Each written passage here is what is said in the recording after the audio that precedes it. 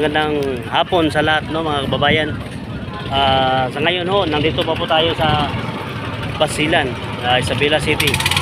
So tapos na ho tayong kumuha ng ticket. Ito, may ticket ho tayo papuntang sa Buanga, no, sa Buanga City.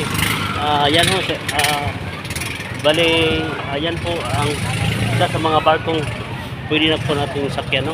Ayan. Grabe, napakahirap kumuha ng ticket dito. Pahirapan po mga babayan dito sa Isabela City kasi merong activity dito, yung tinatawag na zebra, no? Zebra. Big sabihin, may mga